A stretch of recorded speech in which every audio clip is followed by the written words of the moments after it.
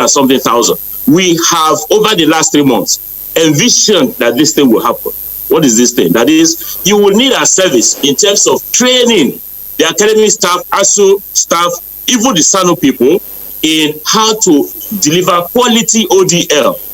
Today, the 28th day of December, I'm proud to let you know that we have trained over 1,400 staff of now to be available to teach. University of Benin, we're ready. We're ready to come and train your academic staff, train your administrative staff, and all the other 173 universities. So it's a happy day for me, happy day for National Open University of Nigeria, and I'm sure that 2021 will be a great year for all of us. Thank you. Professor Peter Okebukola, at least you raised so many issues there. And of course, it's heartwarming to know the various options you gave under the recalibration of the academic calendar.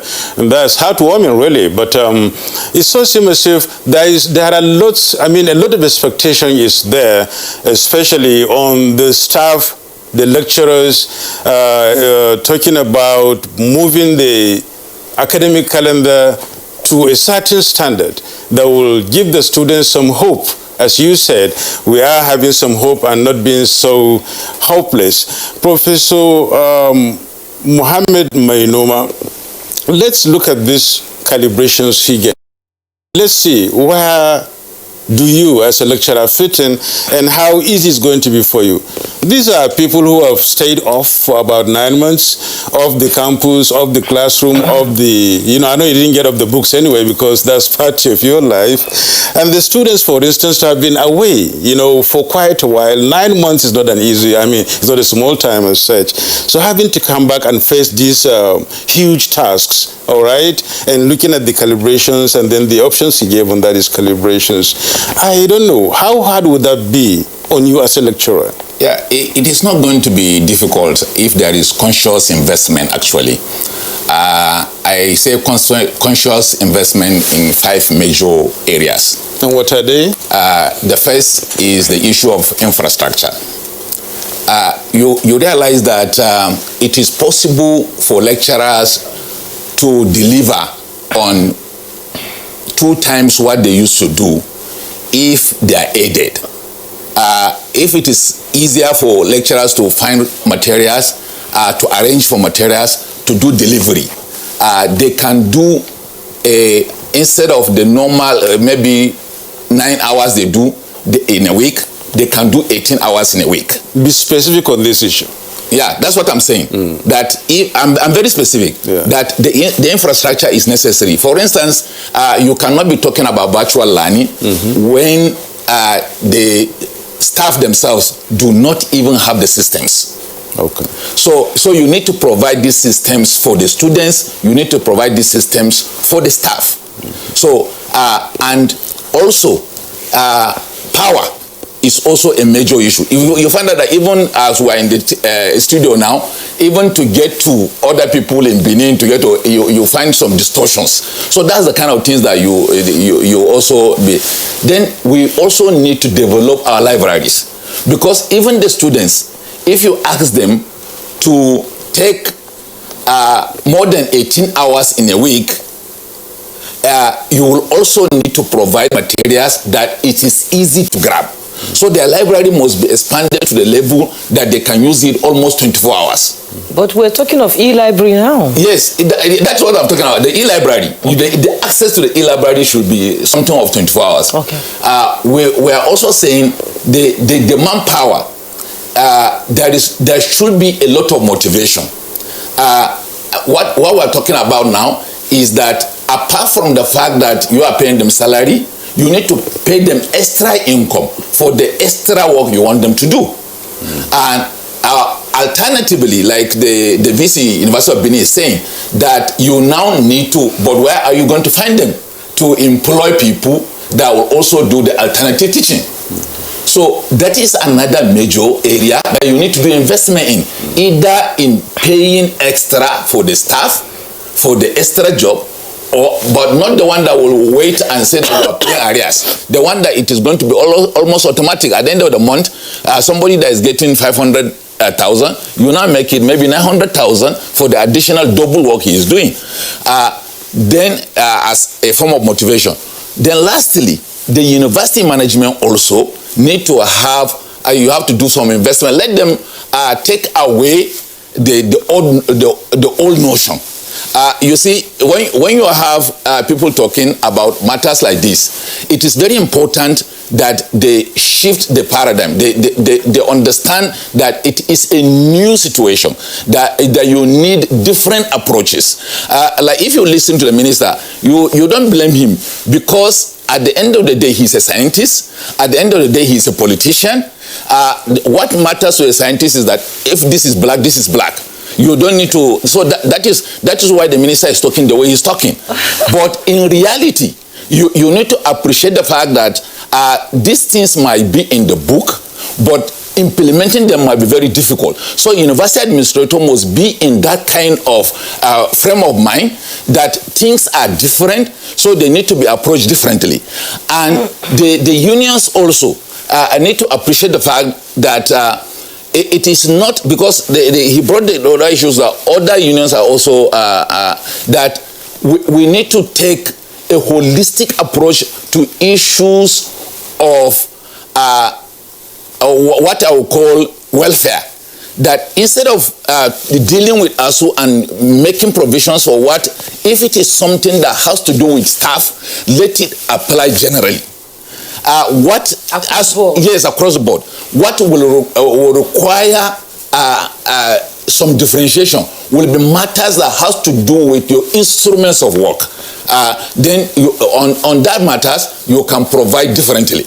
But on matters of welfare, on matters of accommodation, on matters of what you do in the university system, it should be a uniform approach, so that whatever is provided for ASUU member is also provided for other unions. And that way you will have your peace and you'll be able to navigate in the new circumstance. Okay, Professor Mohammed Menuma, will come back to you, but I know the minister is itching to respond to what you're saying, so that we can, as the program winds up, we'll be looking at the gray areas. But we'll take a break right now. When we return, the conversation is getting quite interesting. We'll be right back.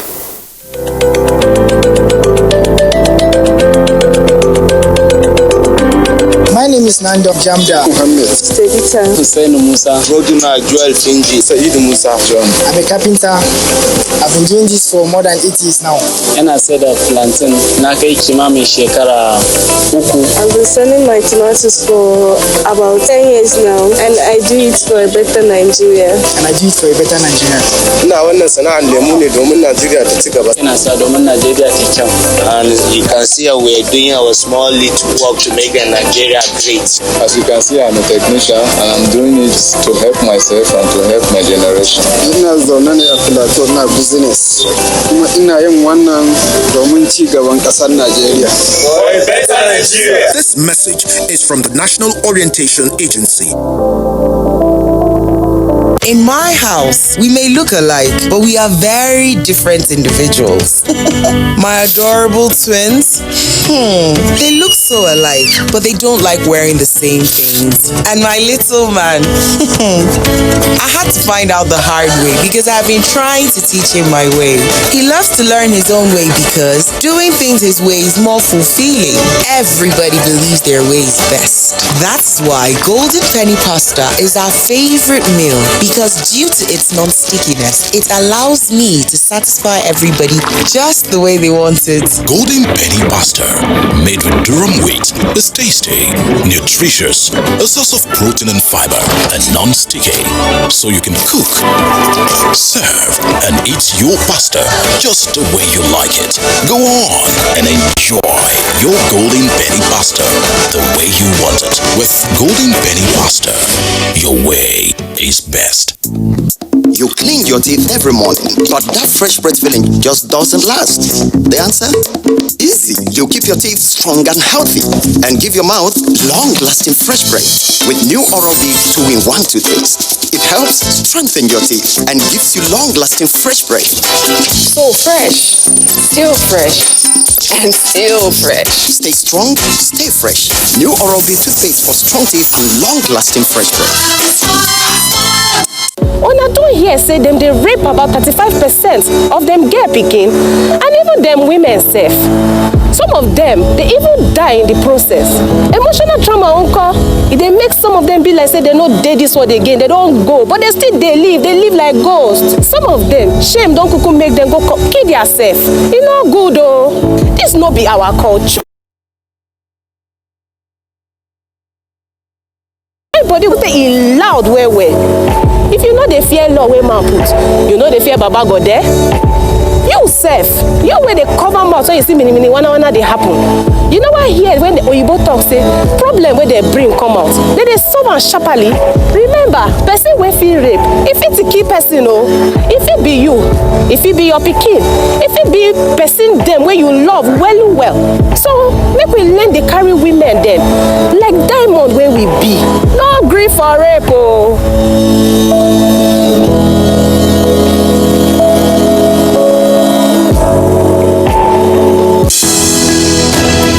Dialogue, empathy, love, and unity. These are vital components of nation building. For all to be well, we appeal that we should refrain from volatile, provocative, inciting messages and language. Let's build and not destroy.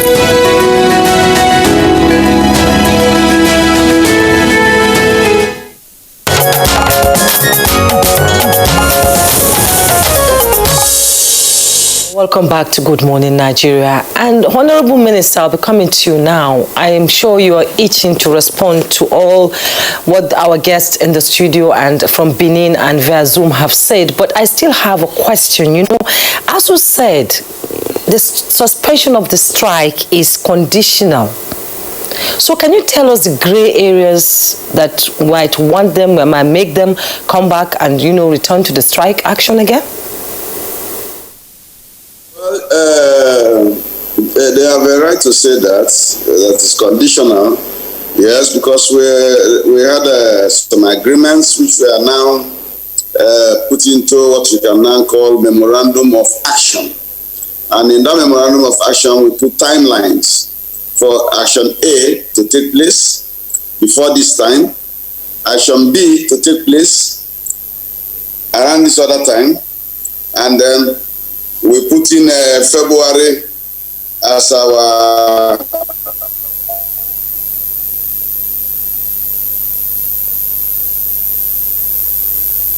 So we've lost the Honorable Minister there, but we'll get back to him whenever the connections become good, and we're really urging he's back. Okay, let's have him. We were listening to you, Honorable Minister.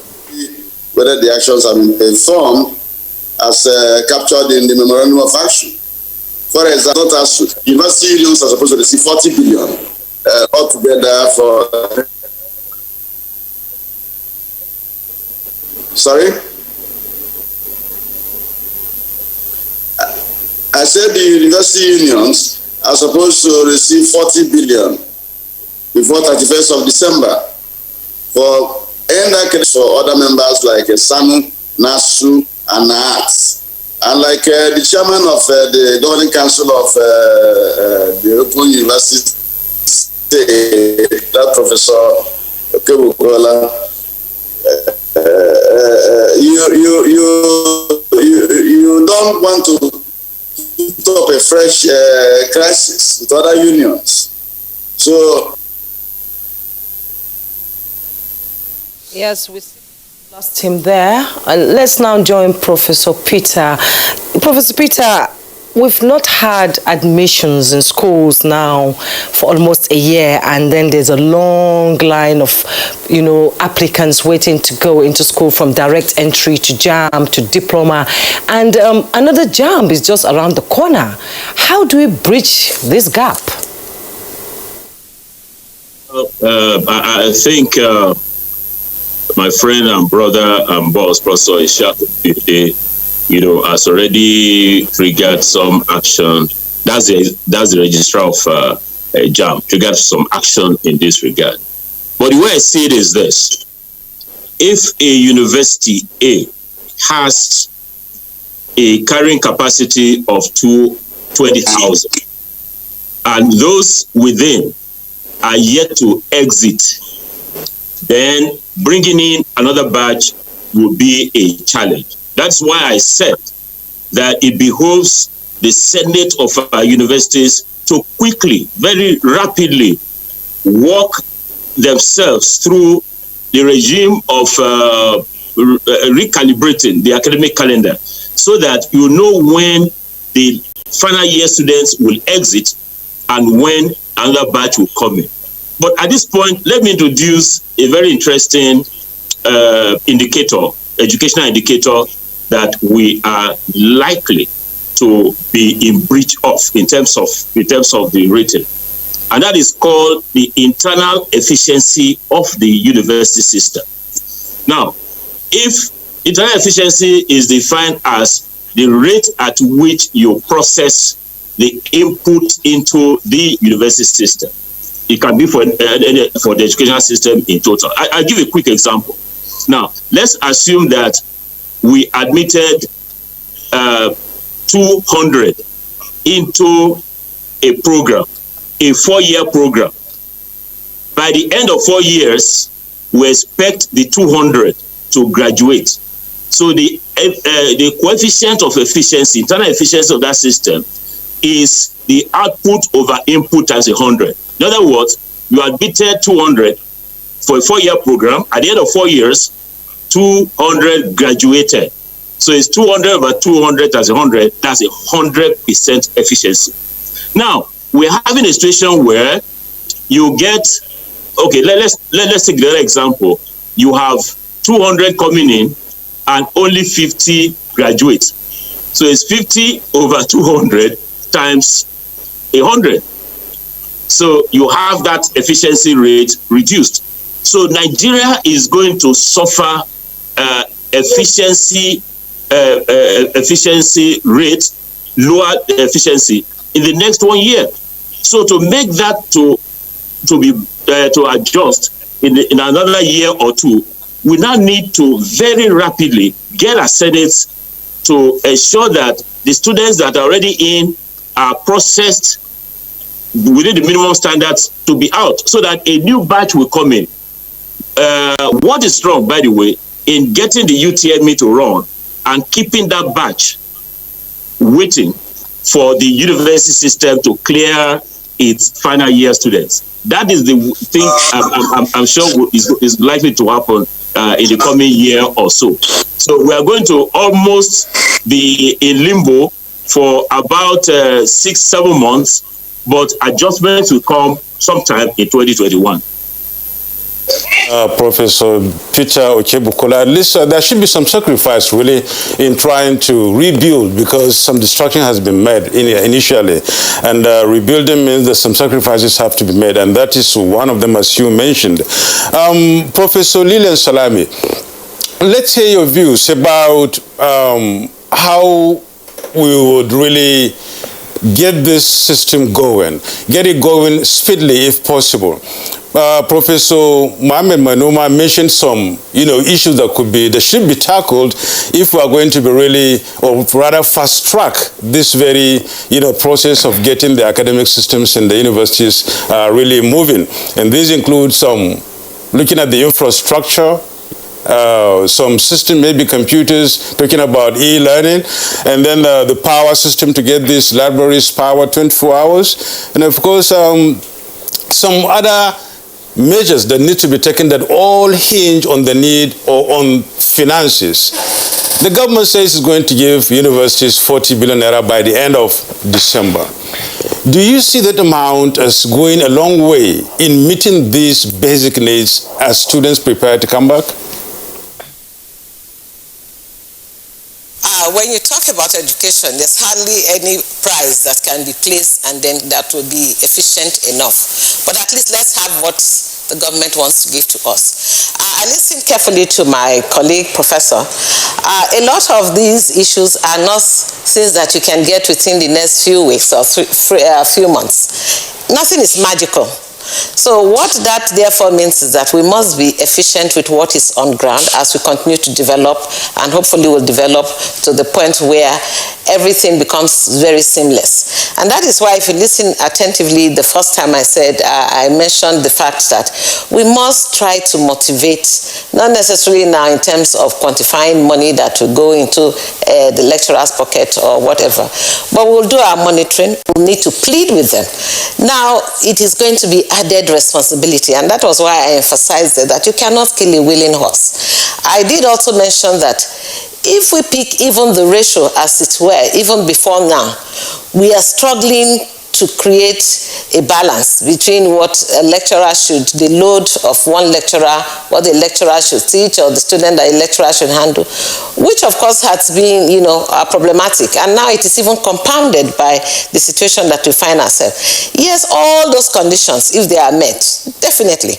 And that's why sometimes I ask the question, do we ever stop to think about colleagues who actually go for greener pastures in other parts, begin to perform miracles? And here we are, they actually left us and didn't perform those miracles. Yes, all those facilities would of course empower and make any lecturer or workers to be efficient, more efficient in the university system.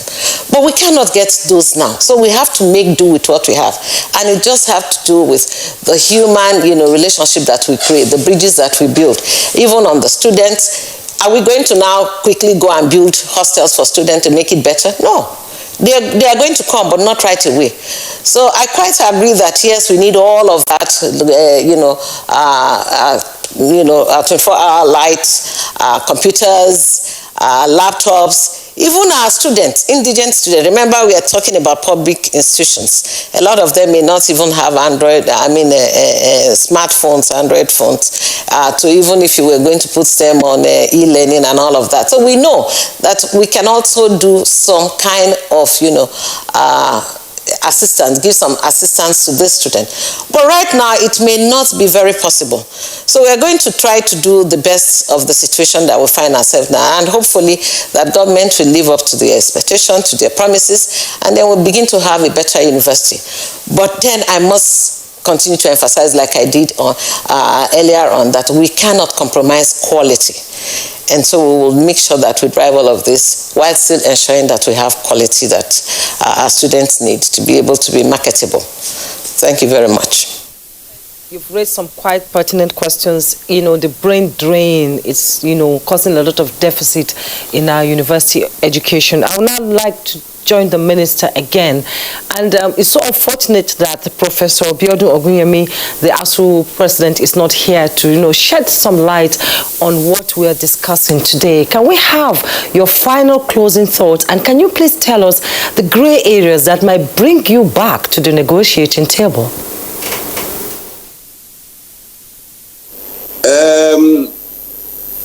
By the 23rd, when we came to our agreement, we don't have much of gray areas anymore, because we have done what we call memorandum of action. For example, the 40 billion promised for ASUU and other unions in the university system, ASUU members will get what is called end academic allowances, and other members, SANU, that's Senior Staff Association, Nigerian Universities, NASU, Non-Academic Staff Union, NAAT, National Association of Technologists Union. They will now get what they did in terms of end allowances. These are things people call overtime, extra load work, and the rest of them all. So we are going to pay that. In fact, that one is ready. By the time we did the negotiation, we were waiting for the Nigerian Universities Commission to give an account.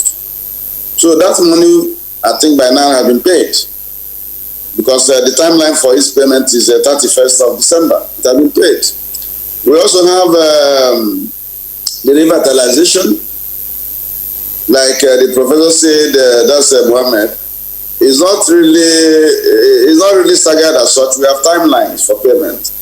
So 31st of January is the timeline for that. 30 billion. It's going to be paid. The money is not there, but we hope that our collections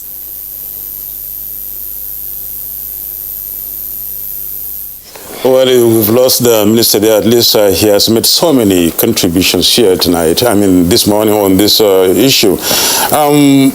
Professor Mohammed Mainuma, we have a couple of minutes remaining on this program. Let's hear your final thoughts about this issue. I mean, bridging the deficit.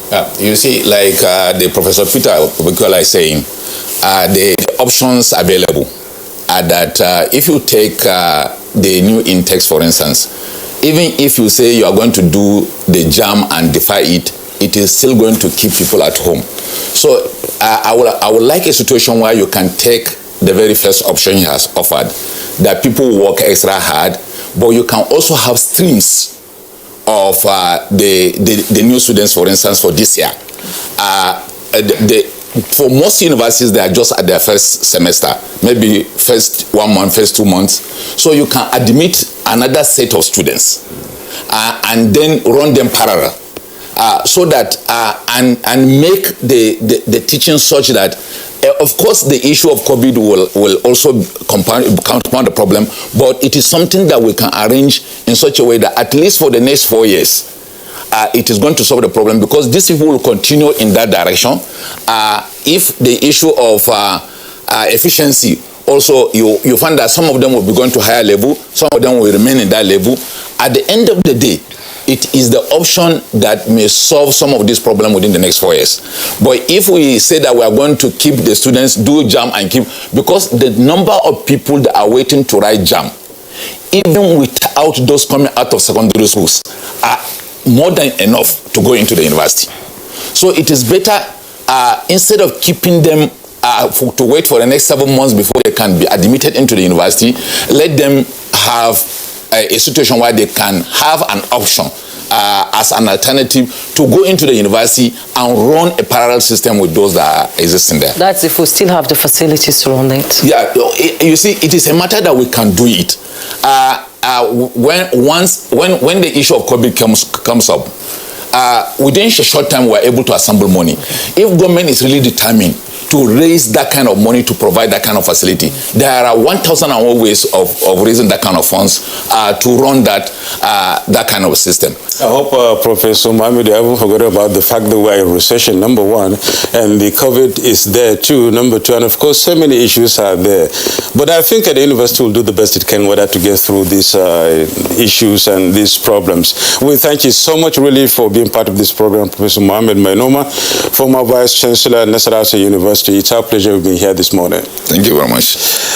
Dr. Chris Ngige, Minister of Labor and Employment, we thank you so very much for coming, and we appreciate your contribution on Good Morning Nigeria today.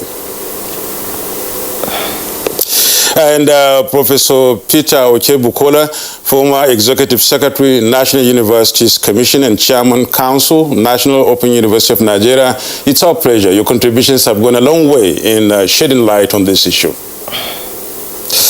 And finally, Professor Lilian Salami, Vice Chancellor, University of Benin, we are grateful for your contributions. We hope when next we come knocking at your door, you will open and then we get some more insights from your well-endowed brain. Thank you so very much. I am Yusuf Nadabu Usman. Good Morning Nigeria returns tomorrow with another interesting topic. Do join us again. Thank you. And I am Juma Yusuf. Do have a productive week ahead. Thanks for watching and be safe, please.